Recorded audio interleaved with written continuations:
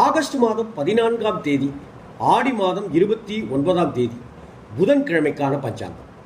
நட்சத்திரம் அனுஷம், மதியம் 12:12 வரை, அடுத்து கேட்டை.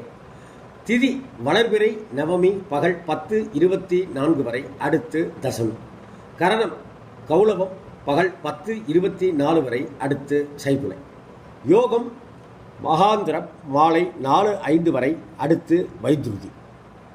ராகு காலம் மதியம் 12லேருந்து 1:30, யமகண்டம் காலையில் 7:30லேருந்து 9, குளிகை 10:30லேருந்து 12, சூலம் வடக்கு, பரிகாரம் பால். சுப நேரங்கள் காலையில் 9:15லேருந்து 10:15, அடுத்து 10:45லேருந்து 11:45, மாலை 5லேருந்து 6, அடுத்தாப்பில் 6:30லேருந்து 7:30.